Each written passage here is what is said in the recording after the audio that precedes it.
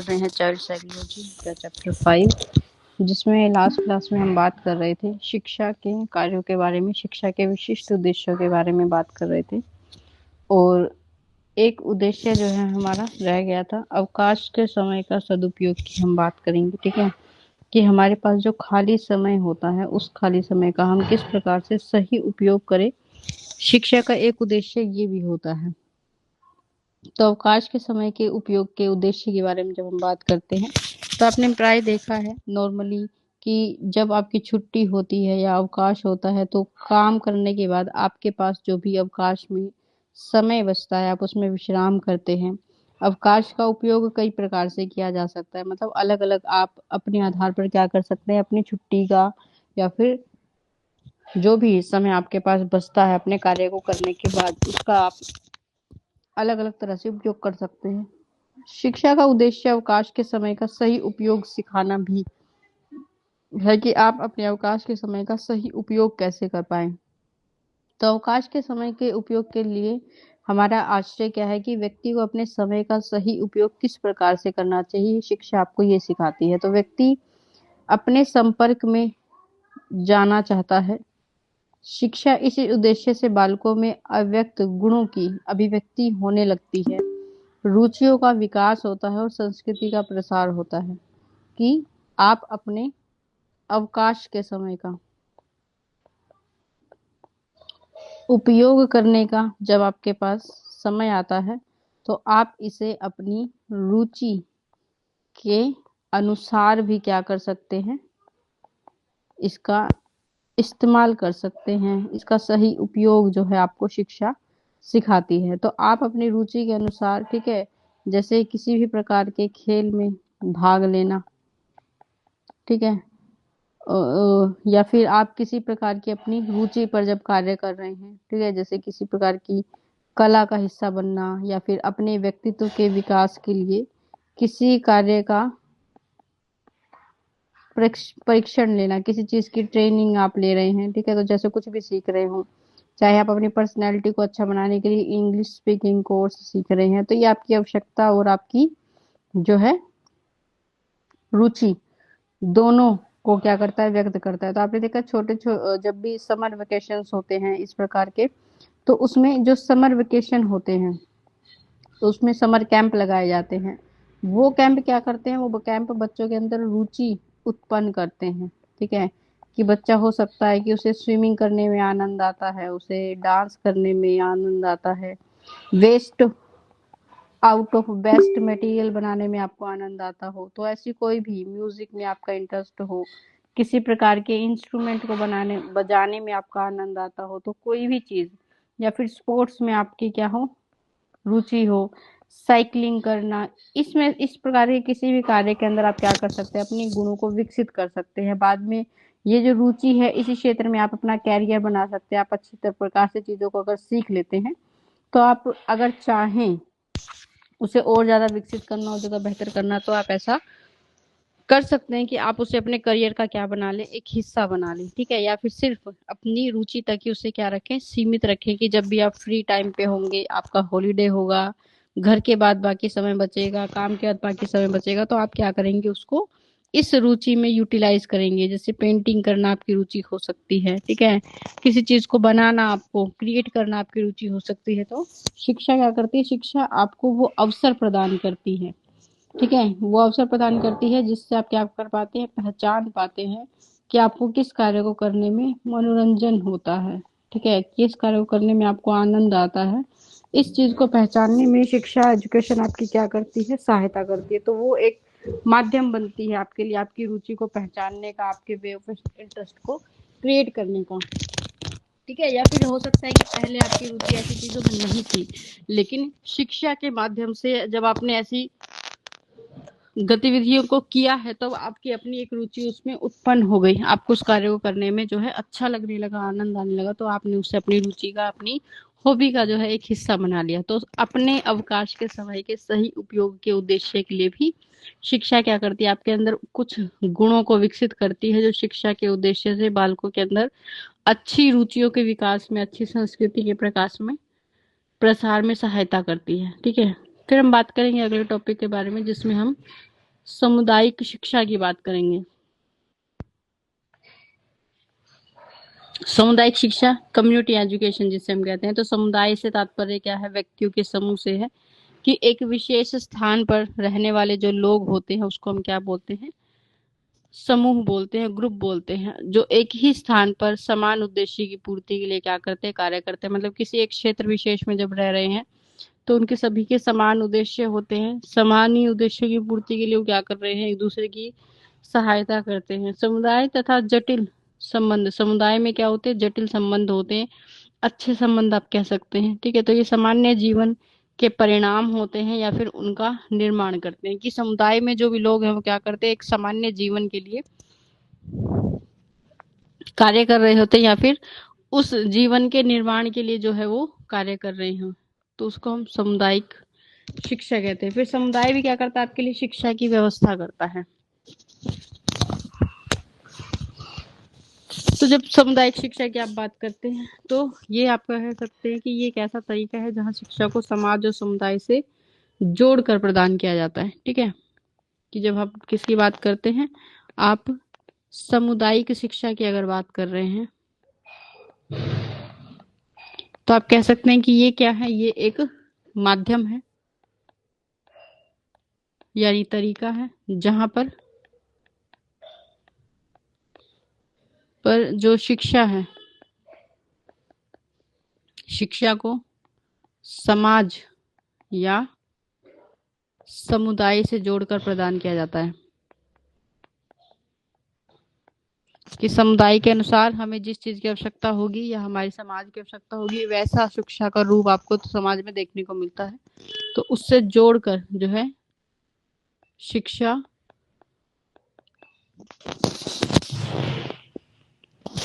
प्रदान की जाती है, जिससे क्या है? व्यक्ति अपने बेहतर जीवन की कल्पना कर सकता है। ठीक है, इससे क्या होता है? जीवन, व्यक्ति का जो जीवन है वो बेहतर, और जो समुदाय है मजबूत बनता है।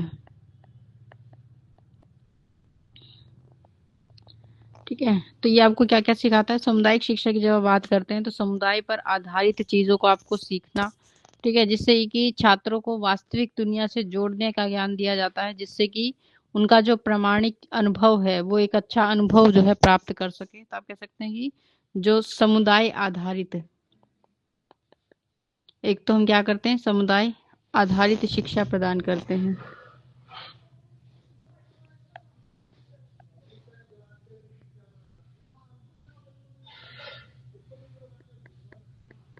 समुदाय आधारित शिक्षा जो है प्रदान करते हैं।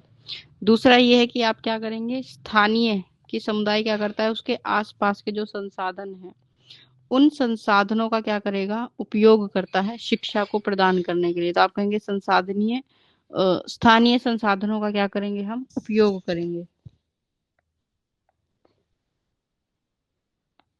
किसके लिए? शिक्षा को देने के लिए। तो इसके अंदर आप कह सकते हैं कि जो भी संसाधन आपके पास उपलब्ध हैं या फिर आपके समुदाय में जो भी क्षमता है आपको सुविधाएं प्रदान करने की, जैसे इंटरनेट की सुरक्षा प्रदान करना, कानून की सुरक्षा प्रदान करना, ठीक है, बाकी सारी चीजों की अरेंजमेंट आपके लिए करना, तो ये क्या है? स्थानीय संसाधन जो आपकी शिक्षा के लिए भी महत्वपूर्ण है। तो समुदाय इसकी क्या करता है? आपके लिए व्यवस्था करता है। फिर एक साझा लक्ष्य तैयार करना, कि एक लक्ष्य तैयार किया जाएगा जो समुदाय के लिए और शिक्षा दोनों के उद्देश्यों को क्या करेगा? पूरा करेगा। तो आप कह सकते हैं कि दोनों का एक क्या होता है? साझा लक्ष्य या फिर उद्देश्य हम क्या कर लेते हैं? बना लेते हैं, कि जब व्यक्तियों को एक साथ सीखने और समस्याओं का समाधान करने के लिए हम क्या करेंगे? प्रोत्साहित करेंगे, जिससे हमारा जो सामाजिक संबंध है वो क्या बनेगा? मजबूत बनेगा। ठीक है, तो एक जैसे लक्ष्यों का हम क्या करेंगे? निर्धारण करेंगे। फिर ये कैसा होता है? इसकी जो शिक्षा होती है वो स्थायी और लचीली होती है। ठीक है, मतलब इसमें फ्लेक्सिबिलिटी होती है। तो समुदाय आपके लिए शिक्षा की व्यवस्था करेगा जिसमें क्या होगा? लचीलापन होगा। सामुदायिक शिक्षा के कार्यक्रम में समुदाय की बदलती जरूरतों के अनुसार हम क्या करते हैं? चीजों में अपने आधार पर संशोधन कर लेते हैं, जिससे आप समय के साथ जो भी चीजें चल रही हैं, जो भी चीजें बदल रही हैं, उनकी हम क्या कर सकते हैं? व्यवस्था कर सकते हैं। ठीक है, उनके अंदर हम क्या कर सकते हैं? बदलाव कर सकते हैं। तो समुदाय के पास स्थायी और लचीला शिक्षा का रूप आपको देखने को मिलेगा। फिर एक और जो काम ये करता है कि नागरिक और समाज का विकास करता है, कि समुदाय जो शिक्षा की व्यवस्था आपके लिए करेगा वो कैसा होगा, वो नागरिक का विकास करने के लिए और समाज का विकास दोनों के लिए क्या है, उपयुक्त होगा। तो यह केवल शैक्षिक विकास को बढ़ावा नहीं देता, मतलब ये सिर्फ ये नहीं चाहता कि सिर्फ नागरिकों का विकास हो, ये चाहता है कि हमारे समाज का भी विकास हो और जो नागरिक हैं उन्हें उनकी रिस्पॉन्सिबिलिटीज के बारे में सिखाया जाए, ताकि हमारा जो समुदाय है वो कैसा बनेगा, मजबूत बनेगा। ठीक है, तो इसी की आधार पर एक परिभाषा हमारे पास है जिसको जिन्सबर्ग के द्वारा दिया गया है। ठीक है, कि वो क्या कहते हैं कि सामुदायिक शिक्षा के रूप को हम कैसे परिभाषित कर सकते हैं। वो ये कहते हैं कि समुदाय से हमारा तात्पर्य किससे है, सामान्य जीवन व्यतीत करने से। ठीक है, कि आप जिस क्षेत्र में रह रहे हैं वहां पर जितने भी लोग रहते हैं उनका सबसे पहला उद्देश्य क्या होगा कि सभी लोगों के पास क्या हो, एक समान जीवन हो। समान जीवन से मतलब होता है कि जैसे हमारी अपनी कुछ भौतिक आवश्यकताएं होती हैं। ठीक है, जीवन को जीने के लिए क्या चाहिए, आपको अपनी कुछ भौतिक आवश्यकताओं की पूर्ति करनी होती है। ठीक है, जो आपके जीवन को जीने के लिए बहुत आवश्यक है। ठीक है, तो जीवन जब होगा तभी आप अपने जीवन में कुछ अन्य चीजों के बारे में सोच पाएंगे। तो जैसे भोजन है, रहने के लिए एक स्थान यानी घर की आवश्यकता होती है। ठीक है, और आपके लिए जो वस्त्र है, ऐसी ये तीन आवश्यकताएं ऐसी हैं जिनके बिना शायद जीवन जो है वो जीवन के समान नहीं लगता, या फिर आप जी नहीं सकते। ठीक है, तो ये वो चीजें जो आपको खुद से अर्न करनी होती है, खुद से जो है बनानी होती है। तो आप कह सकते हैं कि ये सामान्य जीवन को जीने के लिए क्या है, मनुष्य को इनकी आवश्यकता पड़ती है। और जो समाज में लोग रह रहे हैं वो क्या करेंगे, सबसे पहले वो ये देखेंगे कि सभी को, उनके साथ जितने भी लोग रह रहे हैं, चाहे 5 लोगों का ग्रुप है, चाहे 10 लोगों का, चाहे 100 लोगों का, उन सभी की भौतिक आवश्यकताएं क्या हो रही हैं, पूरी। मतलब सभी को सही आहार, न्यूट्रिशन मिल रहा है, सभी के पास एक रहने के लिए स्थान है, सभी के पास वस्त्र हैं। तो इसमें सब प्रकार के असीमित और विभिन्न जटिल संबंध शामिल होते हैं कि वो हर एक व्यक्ति के लिए क्या करेंगे, इस चीज की व्यवस्था करने का प्रयास करेंगे कि सभी को जो है समान जीवन हम दे पाए, सभी की समान आवश्यकताएं जो है हम पूरी कर पाए। ठीक है, तो जब हमारी सामान्य आवश्यकताएं पूरी हो जाती हैं तो उसके बाद हम क्या करते हैं, समाज के बारे में सोचते हैं कि जो हमारी समुदाय है वो क्या करेगी, दूसरे चरण के बारे में सोचेगी कि सभी के पास सभी चीजें हैं, सभी को भोजन उपलब्ध हो रहा है, सभी के पास रहने के लिए स्थान है, सभी के पास जब क्या है, अपने पास वस्त्र है पहनने के लिए। फिर हमारी दूसरी आवश्यकता होती है कि हम समाज में शिक्षा की व्यवस्था करें। तो वो आपके लिए स्कूल की प्रबंध करते हैं, आपको एजुकेशन देने का या कुछ सिखाने का प्रबंध करते हैं। ठीक है, फिर उसके बाद हमारी जो प्राथमिकता होती है कि लोगों को बीमारियों से दूर रखा जाए, फिर उसके लिए हॉस्पिटल या ऐसी चीजों को हम क्या करते हैं, प्राथमिकता देते हैं कि वो खोले जाए। ठीक है, उनको जो है सुविधाएं दी जाए। तो ये चीज, बाकी चीजें हम बाद में सोचते हैं।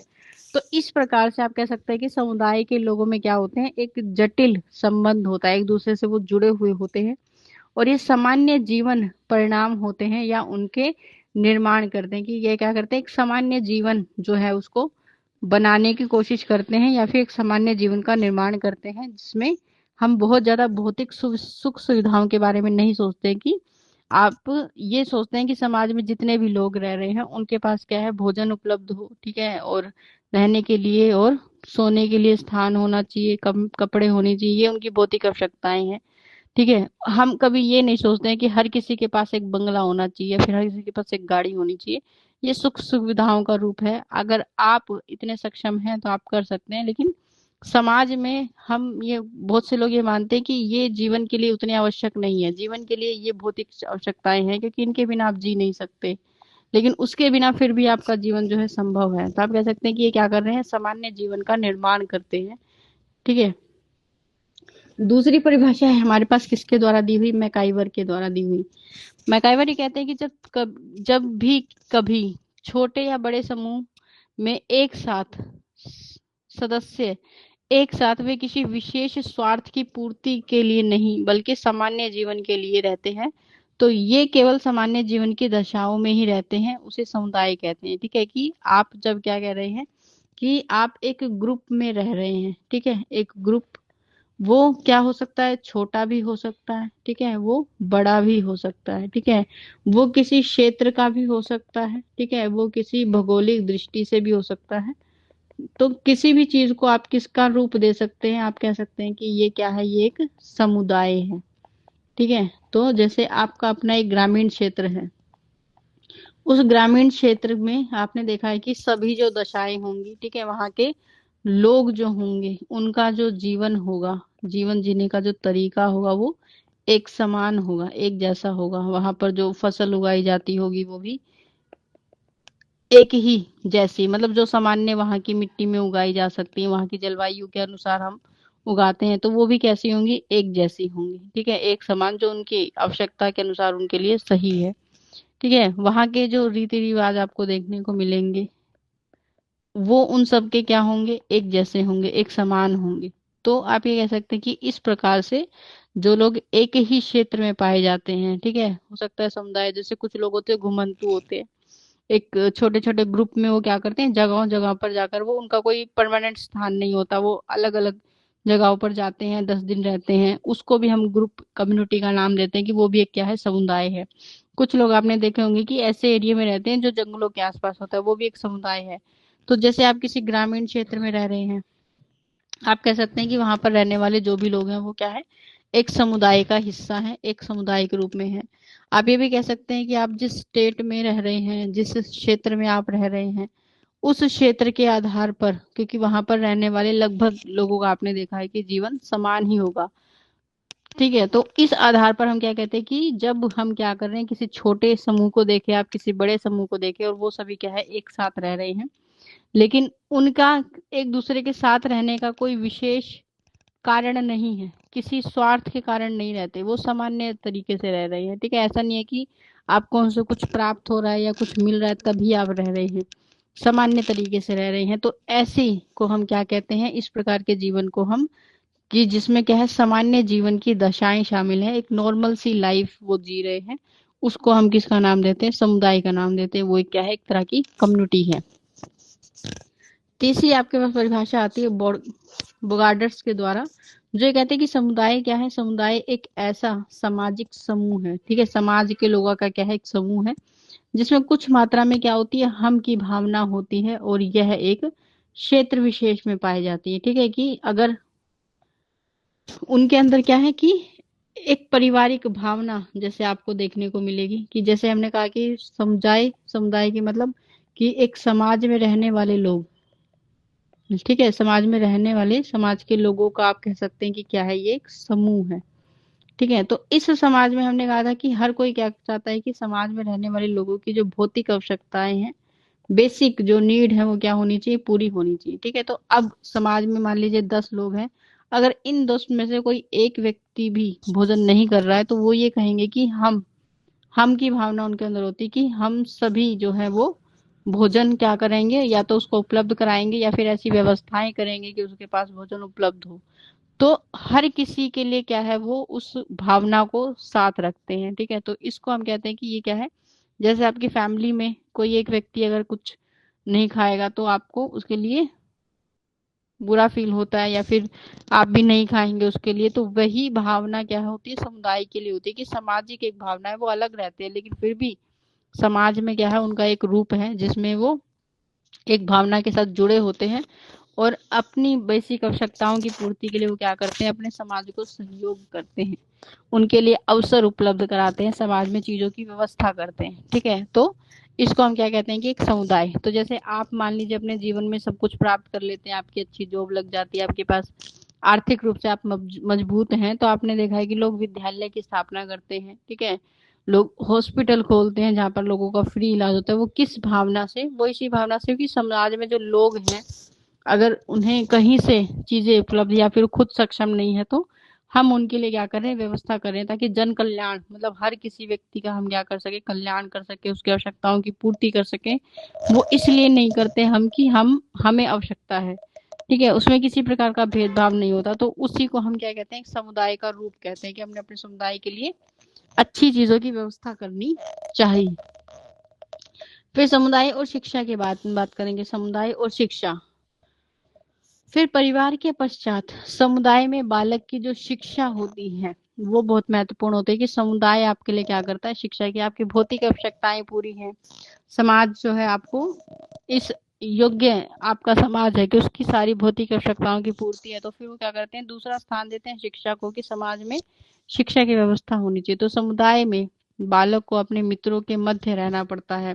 वे मित्रों के मित्र इसके लिए समाज का निर्माण करते हैं, और जिस प्रकार उनका समाज होगा वैसे ही क्या होती है, उनकी हैबिट्स डेवलप होती है, कि आसपास का जो भी लोग आपके कांटेक्ट में होंगे उनका जो व्यवहार होगा वही व्यवहार आपके व्यक्तित्व में शामिल होगा। तो विलियम भीगर ये कहते हैं कि मनुष्य का जो स्वभाव है वो सामाजिक प्राणी है, कि मनुष्य अपने सोशल एनवायरनमेंट से बहुत ज्यादा क्या होता है, प्रभावित होता है। जो भी चीजें आप अपने दोस्तों को करते, सुनते, देखते हैं, उसका प्रभाव आप पर जरूर पड़ता है। तो वर्षों से सीख लिया है कि व्यक्तिगत और सामूहिक क्रियाओं का विकास जो है समुदाय के लिए बहुत उपयुक्त होना चाहिए, कि आप अपने समुदाय के लिए क्या करना चाहते हैं, अगर अच्छी चीजों की व्यवस्था करना चाहते हैं तो आपके समुदाय में शिक्षा के साथ क्या है, जुड़ाव होना चाहिए। समुदाय जो है ऐसी शिक्षा की व्यवस्था करे बच्चों के लिए, ताकि उनके जो सामुदायिक चीजें हैं या सामुदायिक जो विकास है उसको हम क्या कर सके, प्रोत्साहित कर सके। ठीक है, तो आप कहेंगे कि जो समुदाय है, समुदाय आधारित या शैक्षिक अध्ययन और सामुदायिक सेवा से जो है हमको जोड़ती है। ठीक है, तो सामुदायिक शिक्षा में आप कह सकते हैं कि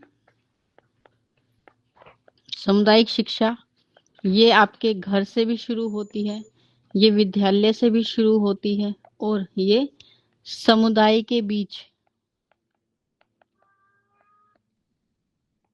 बीच क्या करती है, संबंध स्थापित करती है, कि आप अपने बच्चे अपने घर के आसपास के एनवायरनमेंट से भी जो है वो सीखते हैं, अपने विद्यालय से जो स्कूल की व्यवस्था समुदाय के द्वारा की जाती है उनसे भी सीखते हैं, तो उनके बीच में क्या बनाती है, कनेक्शन बनाती है। ठीक है, तो समुदाय में शिक्षा की भूमिका की जब आप बात करते हैं तो समुदाय क्या करता है आपके लिए, व्यवहारिक शिक्षा की। ठीक है, कि घर पर जब आप चीज सीख रहे हैं तो वो कौन सी शिक्षा का रूप है, वो एक तरह की व्यवहारिक अनुभव का या शिक्षा का रूप कहलाता है, कि व्यवहार के आधार पर आप क्या कर रहे हैं, चीजें सीख रहे हैं। तो समुदाय छात्रों को वास्तविक जीवन के अनुभव प्रदान करता है। ठीक है, कि आपको क्या करेगा, ये real life based experience provide करता है, कि आपको वास्तविक जीवन के बारे में जो है ये सिखाता है, बताता है। फिर जिससे क्या है आपके अंदर कौन सा ज्ञान होता है, सिद्धांतिक ज्ञान, मतलब ऐसा ज्ञान आपको मिलेगा जो किस पर आधारित होगा, सिद्धांत पर आधारित होगा, जो कि आपकी प्रिंसिपल्स पर आधारित होता है, बेस जिसका होता है कि कोई भी सिद्धांत के आधार पर आपने क्या किया है, चीजों को सीखा है। तो ऐसी शिक्षा की व्यवस्था जो है, सिद्धांतिक ज्ञान आपको सिखाया जाता है। ठीक है, जो आपको ज्ञान के व्यवहार के बारे में बताता है, कि आप जो भी सीख रहे हैं उस ज्ञान का व्यवहार या फिर उसका इस्तेमाल जो है वो आप जीवन में कहाँ कर पाएंगे, उसको हम व्यवहारिक ज्ञान में शामिल करते हैं। दूसरा जो सामुदायिक शिक्षा का रूप है वो आपको क्या करता है, आपकी संस्कृति से जोड़ने का प्रयास करता है। तो आप कहेंगे कि ये सांस्कृतिक ज्ञान को क्या करता है, बढ़ावा देता है, सांस्कृतिक ज्ञान सिखाने में हमारी सहायता करता है। तो समुदाय अपनी स्थानीय संस्कृति, ठीक है, क्या करेगा वो आपको, समुदाय जो है अपनी स्थानीय संस्कृति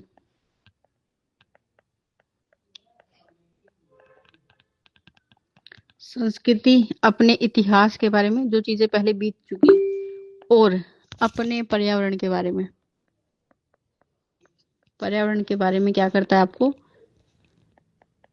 जानकारी देगा। ठीक है, आपको उसके बारे में सिखाएगा।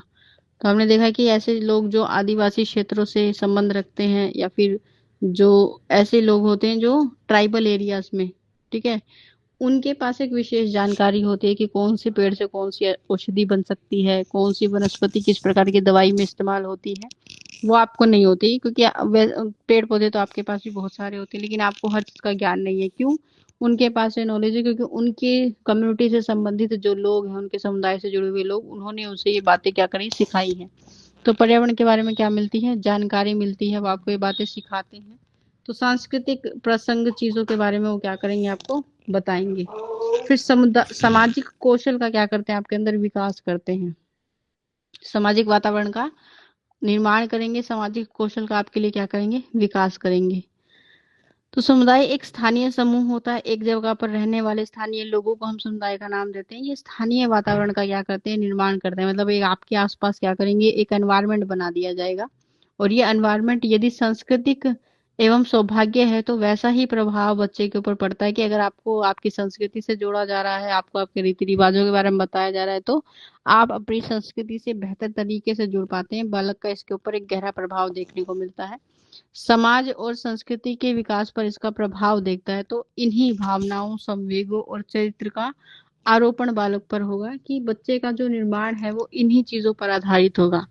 तो जैसे समाज को अन्य सदस्यों पर वातावरण निर्माण की प्रतिक्रिया, उसकी विशेषता होती है कि जिस भी समुदाय में आप रह रहे हैं वहां की चीजों का प्रभाव आपको अपने ऊपर देखने को मिलेगा। ठीक है, फिर हमने कहा था कि ये क्या करता है, हमारे सामाजिक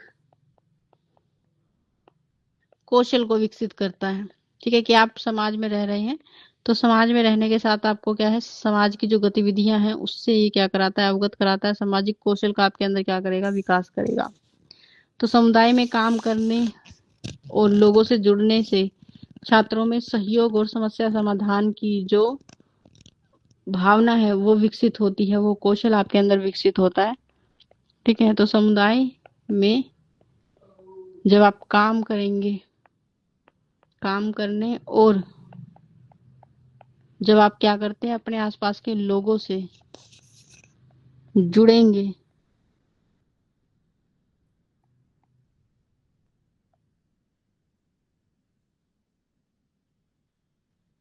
अपने आसपास के लोगों से जब आप जुड़ते हैं तो आप में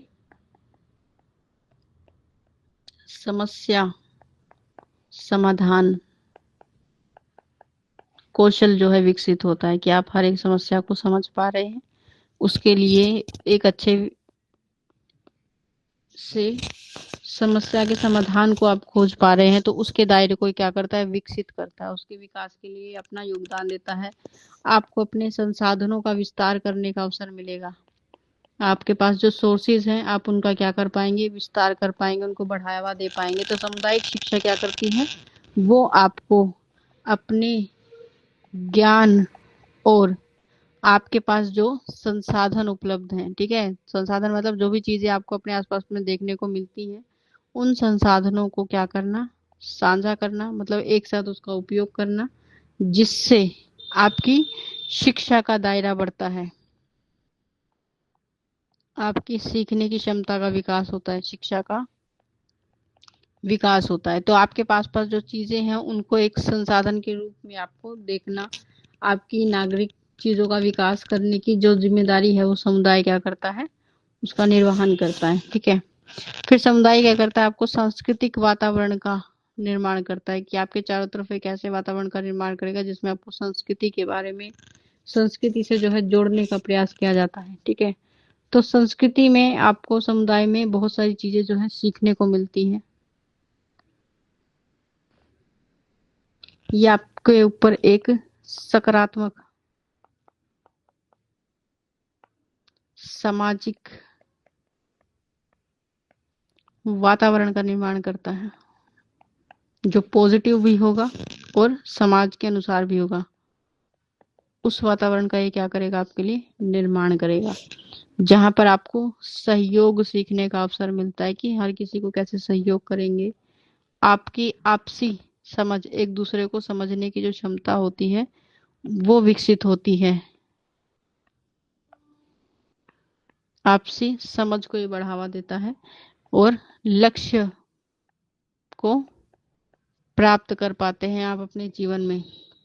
ठीक है, तो आप कहेंगे कि ये क्या करेगा, आपके अंदर समर्थन और संसाधन विकसित करेगा। समर्थन भी देगा, मतलब सहयोग देगा वो आपको, और संसाधन जो है वो आपको उपलब्ध कराएगा। तो समुदाय क्या करेगा, स्कूल को वित्तीय सहायता दे सकता है। ठीक है, कि जब क्या कर रहा है वो आपके लिए एजुकेशन की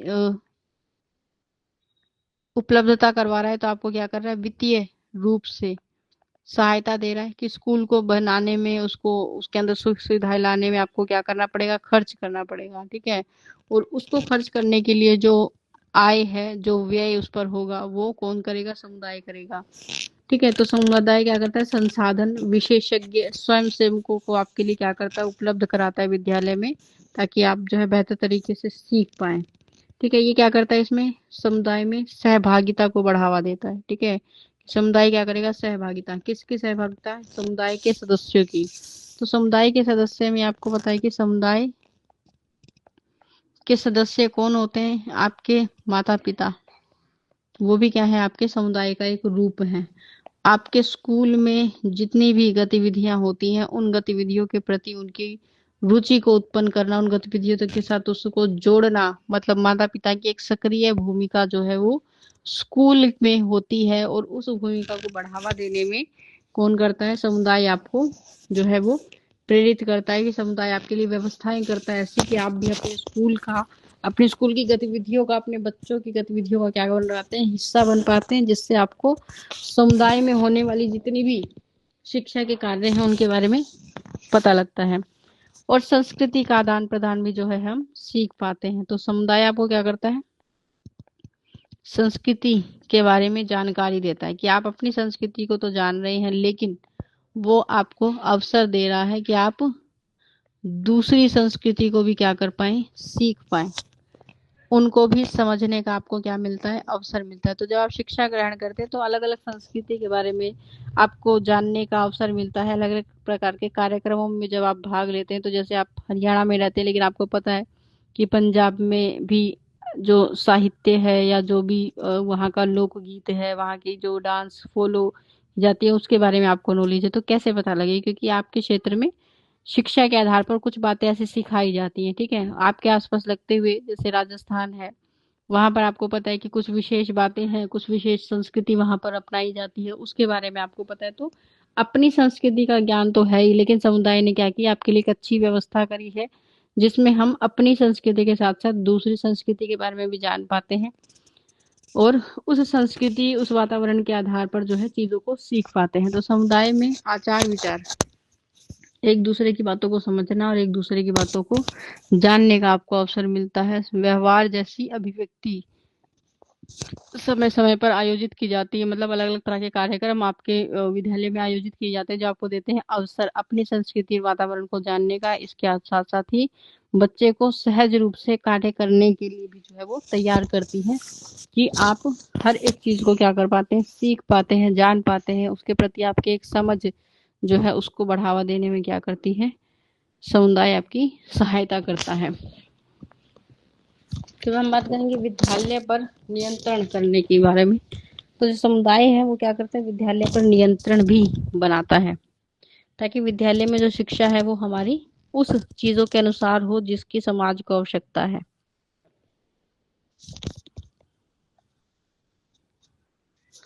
तो विद्यालय पर नियंत्रण करने के लिए हार्थ कहते हैं कि स्कूल समाज के चरित्र को क्या करता है, परिष्कार करने का साधन है, कि स्कूल क्या करेगा, समाज के चरित्र को बनाने का एक तरीका है। इसलिए समुदाय का ये कर्तव्य है कि विद्यालयों का संचालन करने के लिए वो क्या करें, योग्य व्यक्तियों को नियुक्त करें, कि जो भी क्या करेगा, स्कूल का संचालन करेगा। उस संचालन के लिए हमारे पास क्या होना चाहिए, एक निपुण व्यक्ति होना चाहिए, और उसको कौन नियुक्त करेगा, उसको समाज नियुक्त करता है, कम्युनिटी। ठीक है, तो इसके लिए हम क्या करते हैं कि एक ऐसे व्यक्ति को क्या करेंगे, समाज का हिस्सा बनाएंगे, या फिर किसी भी विद्यालय को संचालित करने के लिए कराएंगे, जो क्या जानता हो, जो शिक्षा के बारे में जानता हो। ठीक है, शिक्षा का क्या हो, उसे ज्ञान हो, उसका विकास कैसे किया जा सकता है उसके बारे में उसको पता हो। ठीक है, उसकी योग्यताएं अच्छी होनी चाहिए। ठीक है, मतलब योग्य व्यक्ति होना चाहिए, कि वो खुद भी पहले क्या हो, एजुकेटेड एक पर्सन हो। ठीक है, शिक्षा की आवश्यकताओं के बारे में उसे पता हो, बच्चों की आवश्यकताओं के बारे में उसे पता हो, विद्यालय की या समाज की जो आवश्यकताएं हैं उनके बारे में उसे पता हो। ठीक है, एक लंबे लक्ष्य को जो है आधार मानकर वो क्या करे, उसका संचालन करे। ठीक है, बच्चों के सर्वांगीण विकास के लक्ष्य को पूरा करने के लिए जिन संसाधनों की हमें आवश्यकता है उस प्रकार की चीजों का वो क्या करे, विकास करे। ठीक है, तो समुदाय का क्या होना चाहिए, विद्यालय पर अपना एक नियंत्रण होना चाहिए, कंट्रोल होना चाहिए, कि स्कूल में जो भी गतिविधियां करवाई जाएंगी, ठीक है, वो समाज के विपरीत नहीं होनी चाहिए। ठीक है, समाज के अनुसार होनी चाहिए, सामाजिक प्रवृत्ति को बढ़ावा देने के लिए होनी चाहिए, ठीक है, समाज को जोड़ने जैसी होनी चाहिए, ठीक है, उसकी संस्कृति से अवगत कराने वाली होनी चाहिए। तो इसलिए आप कह सकते हैं कि ऐसा एनवायरनमेंट जो है वो स्कूलों का होना चाहिए, और इस पर समुदाय क्या कर सकता है, अपना नियंत्रण कर सकता है। फिर है विद्यालय तथा समुदाय में क्या होना चाहिए, सहयोग होना चाहिए, कि विद्यालय और समुदाय एक दूसरे को क्या कर रहे हैं, सपोर्ट कर रहे हैं, कोऑपरेट कर रहे हैं। तो विद्यालय का उस समय तक प्रभावपूर्ण ढंग से कार्य नहीं कर सकते जब तक क्या है कि समुदाय और विद्यालय के बीच में जो है सहयोग ना हो, कि विद्यालय समुदाय को सहयोग करे, समुदाय विद्यालय को सहयोग करे। तो उस सहयोग के बिना एक अच्छे विद्यालय को संचालित नहीं किया जा सकता। क्रो एंड क्रो ये कहते हैं कि विद्यालय में उन नेताओं के साथ जिसको नागरिक को ने शैक्षिक दायित्व सौंपे हैं, विशिष्ट रूप से उनको सहयोग दिया जाना चाहिए। मतलब जिस भी व्यक्ति को आपने विद्यालय के संचालन के लिए चुना है, उसको आप क्या करें, सहयोग दें, ठीक है। तो आप कह सकते हैं कि दोनों में क्या होती है कि एक समुदाय और विद्यालय में क्या होनी चाहिए, सहभागिता होनी चाहिए, कि दोनों क्या करें, एक दूसरे को सहयोग देंगे। तो सहभागितापूर्ण एक प्रक्रिया आपके पास होनी चाहिए, एक प्रोसेस होना चाहिए, ठीक है, जिसमें समुदाय जो विद्यालय के निर्णय और गतिविधियों में क्या करेगा, अपना योगदान देगा, ठीक है, कि समुदाय विद्यालय की गतिविधियों और विद्यालय जो भी निर्णय लेगा, जो भी क्या करेगा, वो अपने लिए या समाज के लिए, शिक्षा के लिए कोई भी डिसीजन ले रहा है तो सहयोग करेगा, समुदाय क्या करेगा, उसमें अपना सहयोग देगा, ठीक है। फिर शैक्षिक उद्देश्यों की पूर्ति के लिए दोनों एक दूसरे को क्या करेंगे, सहयोग देंगे, कि शिक्षा के जो भी उद्देश्य हमने निर्धारित किए हैं, उन उद्देश्यों की पूर्ति के लिए सहयोग करेंगे विद्यालय और समुदाय एक दूसरे को, ठीक है। तो इसके लिए हम क्या कर सकते हैं, पीटीएम ऑर्गेनाइज कर सकते हैं, आप एसएमसी बना सकते हैं, जिसे आप कहते हैं स्कूल मैनेजमेंट कमेटी, ताकि कोई भी ऐसा डिसीजन जो है वो ना लिया जाए जिसमें किसी व्यक्ति की अपनी पर्सनल चॉइस हो या अपने आधार पर सभी व्यक्तियों का क्या होगा, उसमें सहयोग होगा। तो उनको हम क्या कर सकते हैं, बना सकते हैं। आप सामुदायिक संगठन की स्थापना कर सकते हैं। तो इस आधार पर हम क्या करते हैं कि विद्यालय के प्रदर्शन को हम सुधार सकते हैं, और विद्यालय जो है वो समुदाय को सहयोग करेगा, समुदाय विद्यालय को सहयोग करेगा। फिर अनौपचारिक संसाधनों की व्यवस्था करना, कि समुदाय क्या करेगा, आपके लिए अनौपचारिक साधनों की भी व्यवस्था करेगा। तो बाल समुदाय के अंदर विद्यालय से जो बच्चे हैं समुदाय में, विद्यालय से सबसे ज्यादा चीजें सीखते हैं। तो विद्यालय में केवल कुछ समय के लिए ही बच्चा रहता है, बाकी समय वो अपने परिवार और घर के साथ व्यतीत करता है। तो समुदाय अपने साथियों में ही जब वो समय व्यतीत कर रहा है, तो हमें कुछ समय के लिए उसका बाकी समय जो है परिवार और समुदाय में जब वो बीत रहा है, तो समुदाय का क्या है, कर्तव्य है कि परिवार और समुदाय में ऐसे केंद्रों की स्थापना करे जहां बच्चा जो है अपने किसी न किसी रूप में उससे प्रभावित हो सके। समुदाय में पुस्तकालय, वाचनालय, विचित्रालय, इसकी हम क्या कर सकते हैं, व्यवस्था कर सकते हैं। मतलब कि अनौपचारिक शिक्षा का एक रूप, क्या आप बच्चों के लिए क्या कर रहे हैं, ऐसी शिक्षा की भी व्यवस्था कर रहे हैं समुदाय, जो अनौपचारिक शिक्षा का क्या है, एक रूप है, ठीक है।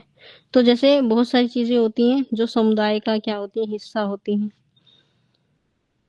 तो आप समुदाय में क्या है, पुस्तकालय जो है खोल सकते हैं, जिसमें जो है बच्चे जो स्कूल से आने के बाद क्या कर सकते हैं, उसका यूज करें, उससे कुछ सीखने का, किताबें पढ़ने की जो हैबिट है उसका निर्माण हो सकता है, ठीक है। कि अलग अलग प्रकार के जैसे म्यूजियम हो सकते हैं, जो आपके समुदाय की संस्कृति के बारे में अवगत कराते हैं, बच्चों को वहां से सीखने का अवसर मिलेगा, संस्कृति का ज्ञान कराएं, या फिर जो इतिहास की बातें हैं उनका ज्ञान कराएं।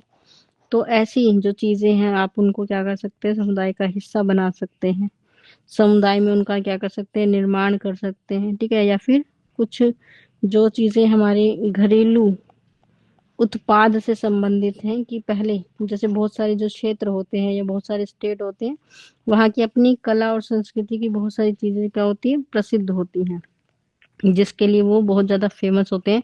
तो उस कला को अपने नागरिकों का एक हिस्सा बनाना, कि नागरिकों को क्या किया जाए, वो सिखाया जाए, उन्हें बताया जाए, पढ़ाया जाए।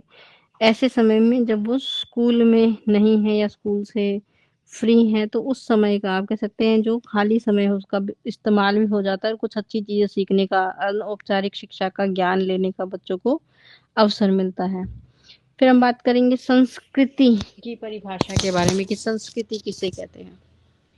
तो संस्कृति जो आप जिसे आप क्या कहते हैं, कल्चर कहते हैं। तो जिस क्षेत्र में आप रहते हैं वहाँ की जो भी विशेष चीजें आपको देखने को मिलती हैं, ठीक है, विशेष चीजों में कि आपका जो पहनावा है, आपकी विशेष एक आपने देखा है हर भारत में तो हर स्टेट में आप जाते हैं वहाँ की अपनी एक क्या होती है, वेशभूषा होती है कि वहाँ का वो फेमस है। तो आप जैसे हरियाणा में रहते हैं तो आपको पता है कि यहाँ की भी अपनी एक वेशभूषा है जो उसके लिए या आपका क्षेत्र पहचाना जाता है, ठीक है।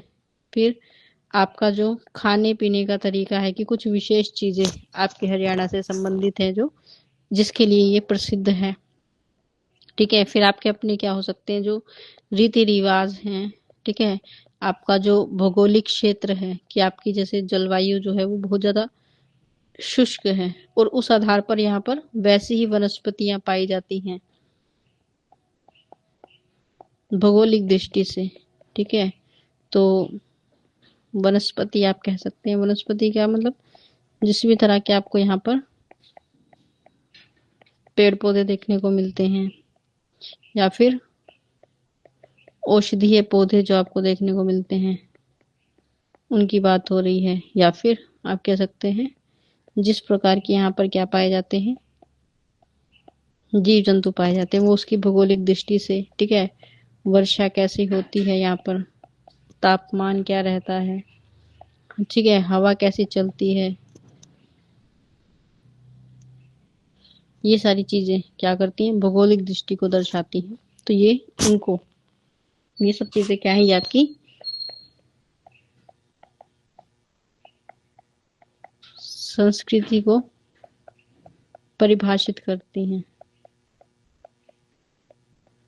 ठीक है।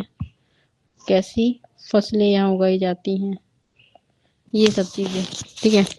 तो कुछ परिभाषाएं हमें यहाँ पर दी हुई हैं जो संस्कृति को जो है दर्शाती हैं। तो सबसे पहली परिभाषा ओटावे के अनुसार जो ये कहते हैं कि समाज की संस्कृति के अर्थ में समाज की संपूर्ण जीवन पद्धति, कि किसी भी समाज में रहने वाले जो लोग होते हैं उनका जो संपूर्ण जीवन है, वो जो जीवन है वो क्या है, आपकी संस्कृति है। तो बचपन से लेकर आपकी मृत्यु तक आपने जितनी भी चीजें देखी, जैसे विवाह में या फिर अलग अलग जो त्योहार होते हैं उनको मनाने का जो तरीका होता है, ठीक है, किसी भी चीज को सेलिब्रेट करने के जो रीति रिवाज है वो आपके संपूर्ण जीवन की पद्धति को दर्शाते हैं। तो उसी को हम संस्कृति कहते हैं। दूसरी परिभाषा है एडवर्ड बी टायलर के द्वारा, जो कहते हैं कि संस्कृति एक जटिल चीज है, एक मुश्किल है, जिसमें हम क्या करते हैं, ज्ञान, विश्वास, कला, नैतिक नियम, रीति रिवाज, इन सभी प्रकार की क्षमताओं और आदतों का क्या होता है, समावेश है। कि संस्कृति की जब आप बात करें तो संस्कृति में बहुत सारी ज्ञान की चीजें आपको देखने को मिलती हैं जो वैज्ञानिक तथ्यों पर आधारित है। कि जैसे आपने देखा है कि पूर्णिमा है, अमावस है, ये वैज्ञानिक चीजों पर आधारित है। कौन सा मंथ चल रहा है, किस मंथ में सर्दी गर्मी होती है, ये सारी चीजें कला विज्ञानों पर आधारित है कि सटीक चीजों पर होता है। विश्वास मतलब आपके अपने क्या है, ट्रस्ट होते हैं, अपनी एक चीजों को मानने के प्रति आपकी अपनी एक आस्था होती है। कला तो आपने देखा है कि जब भी कोई भी फेस्टिवल मनाया जाता है उसके लिए जो भी कला डेकोरेशन आप अपने आसपास, अब तो बहुत सारी चीजें आपको बनावटी मिलने लगी, लेकिन जो हाथों से कला आप करते थे उसका अपना विशेष महत्व होता है आपकी संस्कृति में। तो जो भी चीज आप बनाते हैं उसके पीछे कोई ना कोई बात जो है होती है, कोई ना कोई कारण होता है, किसी ना किसी चीज को वो दर्शाते हैं, ठीक है। नैतिकता, आपके आसपास जो लोग हैं उनके साथ आपका व्यवहार जो है, लोगों का सम्मान करने का जो आपका तरीका है, वो सारी बातें। तो इन सब चीजों का जो समावेश है, इन सब चीजों को जब आप एक साथ मिलाते हैं तो ये क्या करते हैं, मनुष्य के समाज के सदस्य के एक रूप को दर्शाता है, जिसे हम क्या कहते हैं, संस्कृति कहते हैं, ठीक है। संस्कृति क्या है? अर्जित व्यवहार होती है, ठीक है। अर्जित व्यवहार मतलब संस्कृति कि जिस क्षेत्र में आप रह रहे हैं वहां के आसपास के वातावरण के साथ जो भी चीजें आपको दिख रही हैं उनको आप क्या कर रहे हैं, धीरे धीरे सीख रहे हैं, ठीक है। और एक समय के बाद आप क्या करेंगे, स्वयं उन चीजों का इस्तेमाल करते हैं कि हमारे यहाँ तो ऐसा होता है ना। तो उसी वो चीजें आपने क्या करी है, अर्जित करी है, मतलब अपने आसपास के वातावरण से सीखी हैं, देखा उनको, सीखा उनको, तो वो आपके अर्जित व्यवहार में शामिल हो गया। फिर ये सामाजिक जीवन व्यतीत करने के लिए ही समाज के व्यवहारों को सिखाता है कि आपको अपने जीवन को जीने के लिए इन चीजों की क्या करे पड़ेगी, आवश्यकता पड़ेगी कि एक समय के बाद आप जब अपने समाज का हिस्सा बनेंगे तो उस सामाजिक चीजों को पूरा करने के लिए, अपने जीवन को चलाने के लिए आपको इन सब की क्या पड़ती है, आवश्यकता पड़ती है। तो आप कह सकते हैं कि ये क्या करते हैं, आप सीख रहे हैं। तो एक समय के बाद आपको अपने जीवन को व्यतीत करने के लिए इन चीजों की क्या पड़ेगी, आवश्यकता पड़ेगी, और ये उसका एक रूप कहलाती है संस्कृति। फिर संसार में सभी लोग भोजन करते हैं, परंतु भोजन करने का ढंग जो है वो सबका अलग अलग होता है, ठीक है। जीव जैविक रूप जो है वो अलग अलग होता है, तो वही क्या कहलाती है, संस्कृति कहलाती है, ठीक है। फिर व्यवहारों का समग्र रूप, व्यवहार कि अलग अलग तरह का व्यवहार जो आप करते हैं कि किसी भी क्षेत्र में आप जाएंगे तो वहां के लोगों का व्यवहार आपको अलग देखने को मिलता है, दूसरे व्यक्तियों का सम्मान करने का तरीका अलग होता है। तो ये जो समग्र चीजें होती हैं, सारी चीजों को जब आप एक साथ मिलाते हैं तो आप कह सकते हैं कि इसमें जितनी भी चीजें विद्यमान है, जो भी आदर्श रूप आपको इसमें देखने को मिलता है, वो क्या है, संस्कृति है। आपने जो चीजें सीखी हैं अपने व्यवहार से, वो अर्जित व्यवहार को क्या करती है, दर्शाती है, ठीक है। तो ये चैप्टर आपका यहीं पे खत्म